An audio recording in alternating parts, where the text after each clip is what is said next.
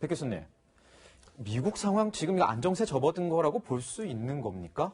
안정세라기보다는 이 강력한 이동 금지하고 직장 폐쇄까지 해서 어느 정도 방역 효과가 나타나서 일단 증가 추세 자체는 멈췄다고 볼 수는 있죠.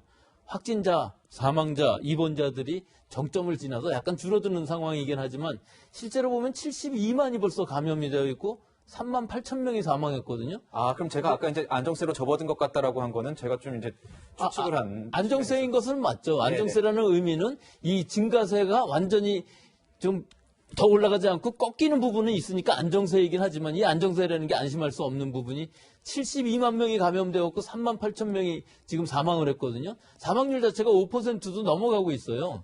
이 상황은 사실은 의료 공백이 일어나고 미국에서 이게 취약계층이 많은 거에 비해서는 선방하고 있다고는 볼 수가 있지만 이것이 지금 안심할 상황은 아닌 것이죠. 즉, 이 봉쇄를 풀 수 있는 상황이 아니기 때문에 주 정부마다 아마 다 다를 겁니다, 상황이. 뉴욕주 같은 데는 굉장히 심각하지만 뭐 텍사스주나 이렇게 좀 인구 밀도가 떨어지는 데는 어느 정도 사회 활동도 해야만 되기 때문에 어쩔 수 없이 푸는 것이지 지금 이 봉쇄를 푼다는 의미는 강력한 봉쇄, 우리와는 다른, 우리는 민주적으로 봉쇄라기보다는 자발적인 거리두기였는데 미국은 봉쇄하고 직장 폐쇄하고 다 했는데도 이 정도밖에 되지 않는다 하는 것과 그다음에 원래는 뭐 10만에서 20만 정도 사망할 것으로 보였는데 지금 상황에서는 뭐 6만 5천, 7만 정도니까 굉장히 선방하는 것이라고 트럼프가 얘기는 하고 있지만 이건 방역을 전혀 하고 있지 않다는 의미랑 비슷하거든요. 네. 그러니까 어떻게든지 피해를 줄이는 방향으로 가고 있는 것이고요.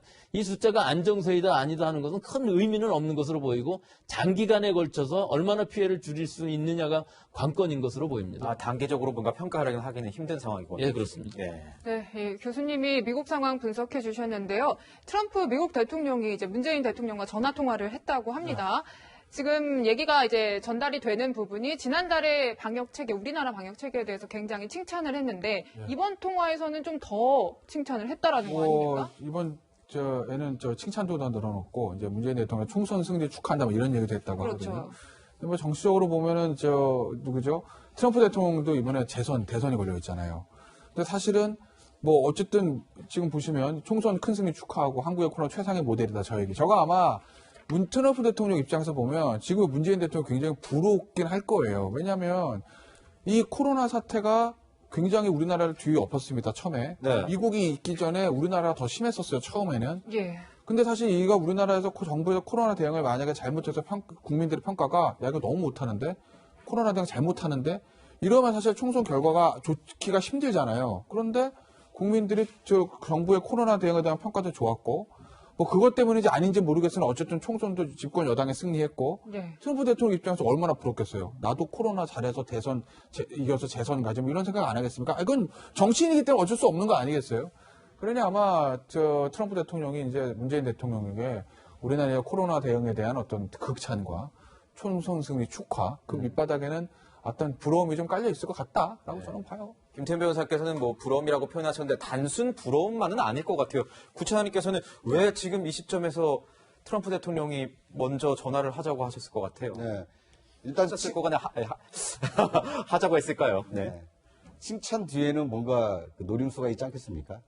일단 지금 우리나라와 미국 간에는 그 주한미군 그 방위비 그 분담금 협상이 아직 마무리가 되지 않았습니다. 이 주한미 그 방위비 협상이 마무리가 안 되면서 주한미군을 도와서 일을 하고 있는 우리 국민 수천 명이 지금 이 무급 휴직 상태에 빠져 있습니다. 어떻게 보면 이제 현안이 지금 하나 남아있는 상황이고요. 또 다른 한 어떻게 보면 지금 미국에서는 이 진단 키트를 이 조속히 이 확보해서 더 많은 이 환자들을 좀 검사해야 되는 그 필요성이 있습니다. 아, 네. 그만큼 이제 한국이 방역을 잘하고 있고 또 한국이 방역을 잘하는데 1등 공신 중에 하나가 이제 진단 키트를 확보한 것이거든요. 이런 점에 대해서 어느 정도 이제 협조 요청이 있었을 것으로 보입니다. 또 한 가지는 이 총선에서 승리한 이 문재인 대통령이 어떻게 보면 이제 가장 좀 이렇게 좋은 시점에 트럼프 대통령이 덕담을 하면서 이 실리적인 측면을 좀 꾀하려고 한 거 아닌가. 그것 중에 하나는 진단 키트일 수 있고요. 또 다른 한 가지는 이제 총선에서도 이겼으니 방위비 분담금을 이번에 좀 대폭 높여서 타협하자. 뭐 직접적으로 그런 얘기를 하지 않았겠습니다만 그런 뉘앙스도 좀 깔려 있지 않을까. 뭐 이렇게 추정해 볼 수 있을 것 같습니다. 네. 네. 자, 트럼프 대통령이요. 자, 교수님. 중국을 향해서 마음에 들지 않는다는 비판을 했는데 이제 얘기를 같이 한 게 중국이 사망자 수를 수정하지 않았습니까? 그런 것들을 누락한 것에 대해서 좀 비판을 한 것 같아요. 이 부분은 중국은 사실은 처음부터 전체적인 환자 수라든지 사망자 수, 또 뭐 여러 가지 발생 현황, 역학 데이터 이런 것들이 다 투명치가 않았어요. 네. 그렇기 때문에 문제는 확실히 있고 이 문제에 의해서 전 세계로 퍼져나갔다 하는 이런 시점도 있을 수가 있는 것인데 사실 트럼프 대통령의 목적은 그게 아니죠. 우리 미국에서 이렇게 일어난 것은 다 중국 탓이지 나는 잘했는데 중국이 잘못해서 이런 것이고 앞으로도 아마 그런 부분들이 많이 나올 것이다. 중국은 너무 많은 사람이 죽었고 그걸 밝히지 않았기 때문에 그런 것이다 하는 것으로 넘기기 위한 정치적인 제스처지 실제로 실제 우한에서 폐렴이 생겼을 때 이 상황부터 모든 것들이 다 거의 클리어하게 알 수는 있었거든요. 근데 지금 상황에서 생긴 것도 우한의 연구소에서 생긴 것이지 자연적으로 생긴 것이지 아니다. 이렇게 얘기하는 것은 전부 WHO하고 중국에서 잘못했기 때문에 나는 잘못한 것이 없고 이것은 다 중국 책임이다. 이런 식의 논점인 것 같습니다. 네, 지금 그 중국 상황 좀 얘기를 좀 해보면 중국은 계속 뭐 사망자 수가 얼마 전에는 이제 몇 개월간 그 추산되지 않았던, 그러니까 잡히지 않았던, 집계되지 않았던 이제 사망자 수가 늘어난 거고 최근에는 사망자 수나 확진자 수가 거의 없어요. 뭐 그렇죠. 이러면은 거의 종식 단계. 이렇게 볼 수 있을까요?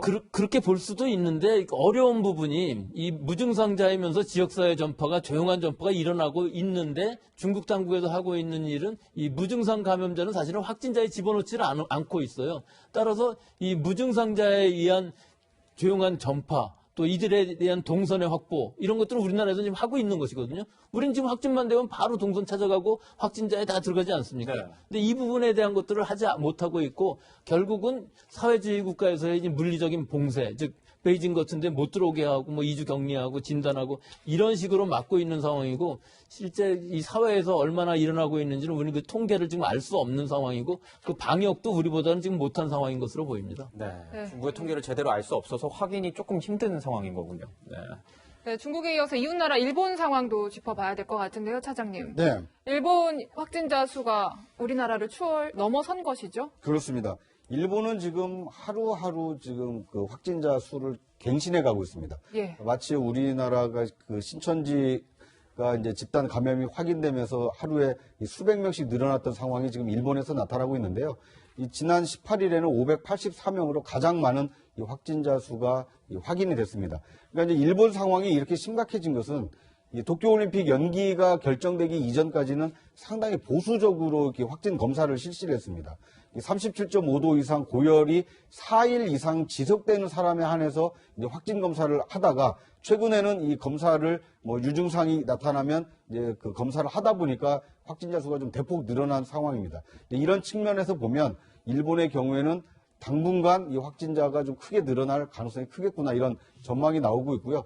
그만큼 대처가 늦으면 피해도 클 수 있다는 것을 일본이 잘 보여주고 있는 것이 아닌가 하는 생각이 듭니다. 예. 교수님, 의료 선진국 아니겠습니까, 일본?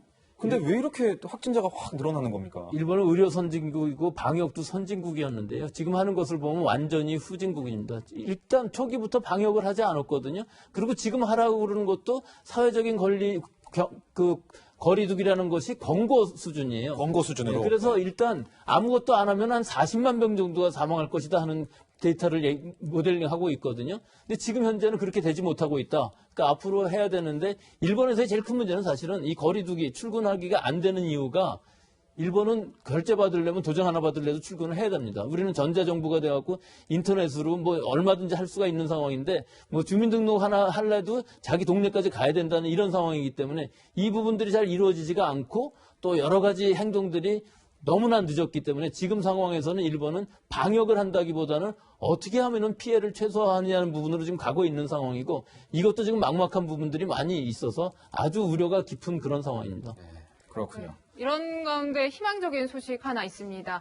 이 코로나19 관련해서요, 임상시합에서 좀 효과가 있다라는 치료제가 언급이 되고 있거든요. 그 목소리 먼저 듣고 오시겠습니다.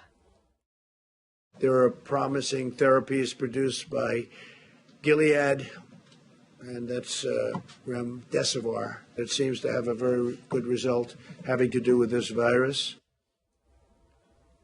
네, 트럼프 대통령이 언급을 했는데요, 구차장님. 네. 렘데시비르 어떤 겁니까? 네. 이 렘데시비르는 그 신종플루의 이 치료제인 이 타미플루를 만든 회사에서 만든 이 치료제인데요. 네. 미국 제약회사인 길리어드 사이언스가 개발을 했고요. 당초에는 그 에볼라 바이러스 치료제로 개발을 했는데 효능이 떨어져서 실제로 시판은 하지 않았다고 합니다. 아, 네. 예, 그런데 이제 최근에 그 임상 실험을 했는데 이 코로나 바이러스에 이 치료 효과가 있는 것으로 나타나서 빠르면 2년 6개월 이내에 이 상용화가 가능하다. 그러니까 당장 상용화는 되지 않더라도 곧 코로나 바이러스를 치료할 수 있는 치료약이 개발될 수 있다. 이런 희망적인 메시지가 나오다 보니까 뭐 트럼프 대통령이 먼저 이제 발표를 한 게 아닌가 하는 생각이 듭니다. 이런 어떤 희망 섞인 낙관적인 이런 전망에 대해서 전문가 입장에서는 어떻게 보십니까? 이 렘데시비르가 어떤 구원의 어떤 빗줄기가 될 수 있을지. 예, 제일 가능성이 높은 약이긴 한데요. 네. 지금 말씀하신 것처럼 2년 6개월 후에 개발된다 그러면 아무 의미가 없지 않습니까? 이 약의 일단 중요한 점, 이 약은 에볼라 치료제로 개발이 되었지만 사실 에볼라에서는 잘 듣지를 않았어요. 다른 약보다도 못했어요. 그런데 코로나 바이러스에서 어느 정도 들을 수 있다는 기본적인 개념이 이 바이러스는 RNA 바이러스의 그 증식을 하는 것을 막아주는 역할을 하거든요. 네. 그래서 실제로는 지금 중증일 때 치료 효과는 사실 미미한 것으로 보여요. 지금 임상 결과들도 중증에서의 결과는 미미한 것으로 보이면서도 또 그 시카고에서의 병원에서의 것은 실제 임상 데이터는 아니거든요. 또 한 가지는 이 치료제가 지금 중증인 환자들한테 그 주사제로 개발이 되어 있는데 일단은 경구로 쓸 수 있는 약이 개발되어야만 경구약, 예. 경구약이 개발되어야만 쓸 수 있고 거의 어느 치료 시기에 이것을 쓸 수 있느냐 하는 부분들이 더 문제가 될 수가 있고요. 또 이 약이 상용화가 되기 위해서는 약도 많이 필요한데 이 약이 지금 많이 개발되어 있고 많이 만들 수 있는 약도 아니고 뭐 여러 가지 문제점들이 부작용도 또 많이 있을 수가 있습니다. 여러 가지가 아직까지 다 증명이 되지 않은 이런 상황이기 때문에 앞으로 갈 길은 멀지만 제일 가능성이 있는 약제라고 볼 수는 있습니다. 아, 여러 가지 지난한 과정이 남아있군요. 네. 네. 검증을 거쳐서 하루빨리 이 코로나19 치료제가 개발됐으면 좋겠습니다. 백 교수님과는 여기서 인사드리겠습니다. 감사합니다.